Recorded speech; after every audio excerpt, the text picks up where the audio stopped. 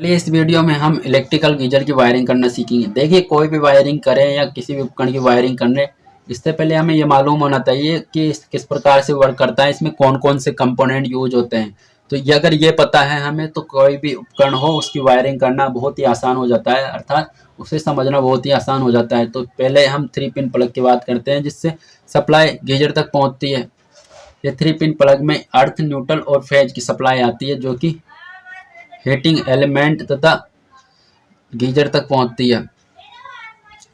इसमें red indicator और green indicator लगे होते हैं जो कि संकेत के लिए होते हैं। देखिए रेड इंडिकेटर को समझिए। रेड इंडिकेटर में जो जलता है तो ये पता चलता है कि गीजर तक सप्लाई पहुंच रही है, लेकिन इस अवस्था में गीजर चालू कंडीशन में नहीं होता, अर्थात तो पानी को गर्म नहीं कर रहा होता। जब तक ये ग्रीन इंडिकेटर नहीं जलेगा वह यह नहीं बताता कि पानी गर्म हो रहा है। रेड इंडिकेटर तथा ग्रीन इंडिकेटर का जलने पर ही गीजर पानी को गर्म करता है, अर्थात रेड और ग्रीन इंडिकेटर दोनों साथ में जलने पर इस स्थिति में गीजर तक सप्लाई भी पहुंच रही है तथा ये चालू कंडीशन में भी है। और ये थर्मोस्टेट स्विच है जो कि टेम्परेचर को कंट्रोल करती है। यदि जो गीजर में पानी गर्म होता है वह टेम्परेचर जो कि सेट किया होता है पानी का उससे अधिक होने पर ये सप्लाई को कट ऑफ कर देता है, अर्थात अधिक टेम्परेचर होने पर ये थर्मोस्टेट स्विच सप्लाई को कट ऑफ हो जाता है, जिससे गीजर तक सप्लाई जाने वाली रुक जाती है और ये गीजर बंद हो जाता है। इस पर और ये स्टैंड है जिससे दीवार पर टांका जाता है गीजर को। इस स्टैंड पर स्क्रू लगा के दीवार पर गीजर को उल्टा टांका जाता है जिससे गीजर स्थायी रूप से फिट हो जाता है। और ये वाटर इनलेट है जो कि गीजर में टंकी से पानी ले जाने का कार्य करती है। ये पाइप होती है। और ये वाटर आउटलेट है जो गर्म पानी को बाहर निकालने का कार्य करती है, अर्थात इससे बाहर पानी आता है जो गर्म हुआ होता है जो टोटी के माध्यम से फिर इसका यूज करते हैं। और ये हीटिंग एलिमेंट रोड है जिससे गीजर में जो पानी है वो ड्रम में पानी रहता है वो गर्म होता है, अर्थात ये ड्रम है और ये हीटिंग एलिमेंट रोड इसमें लगी होती है। और पानी जब इस वाटर इनलेट के माध्यम से इसमें जाता है तो पानी गर्म होकर वाटर आउटलेट के माध्यम से निकल जाता है, अर्थात ये हीटिंग एलिमेंट रोड ही पानी को गर्म करने का कार्य करती है। ये ड्रम है जिसमें पानी गर्म होता है। तो अब इसकी वायरिंग की बात कर लेते हैं।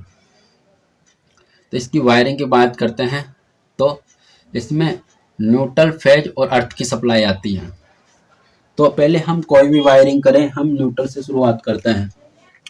तो न्यूट्रल की सप्लाई हम पहले लेके जाते हैं और इंडिकेटर के एक पॉइंट में दे देते हैं जो कि रेड इंडिकेटर होता है।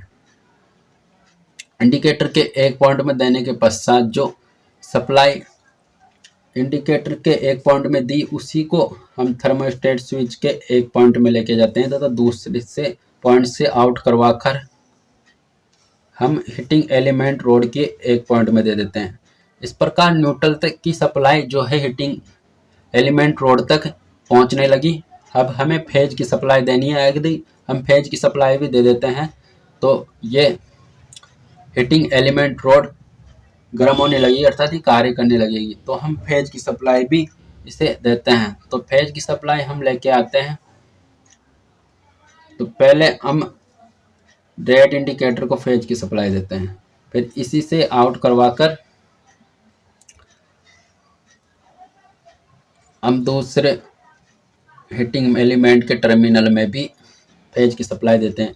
इस प्रकार हीटिंग एलिमेंट के पर दोनों की न्यूट्रल तथा फेज की सप्लाई जाने लगी। अब ये गर्म होने लगेगा, लेकिन इस अवस्था में देख पाएंगे कि हमारा जो है रेड इंडिकेटर ही जलेगा क्योंकि न्यूट्रल और फेज की सप्लाई रेड इंडिकेटर को ही मिली है। अभी हमें ग्रीन इंडिकेटर को भी चलाना है, अर्थात ये बताएगा कि हीटिंग एलिमेंट गर्म हो रहा है, अर्थात हमारा गीजर कार्य कर रहा है, वो गर्म कर रहा है पानी को। तो हमें गीजर के जो टर्मिनल पर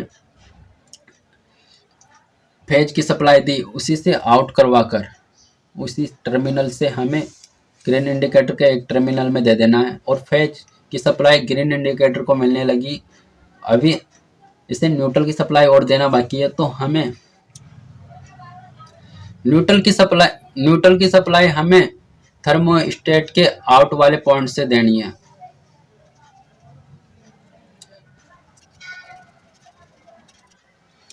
जो न्यूट्रल की सप्लाई है हमें थर्मोस्टेट के आउट वाले पॉइंट से देनी है। इस प्रकार जो फेज की सप्लाई तो यहाँ से मिली गई, या फिर यहाँ से भी हम फेज की सप्लाई दे सकते हैं। इस प्रकार से हमें न्यूट्रल और फेज की सप्लाई देनी है। इस प्रकार से अब देखिए जो अर्थ की सप्लाई है, जो अर्थ की सप्लाई हमें देनी है वो इस प्रकार से देनी है कि हमें गीजर के बॉडी से इसे टच करा देना है, जो लीकेज करंट को भेजने का कार्य करता है। आगे भी इलेक्ट्रिकल की जैसे AC, fridge, water winding, RO, geyser, house wiring आदि से रिलेटेड वीडियो देखने के लिए चैनल को सब्सक्राइब करें और बेल आइकन को प्रेस करें ताकि आगे आने वाली वीडियो की नोटिफिकेशन आपको मिल जाए।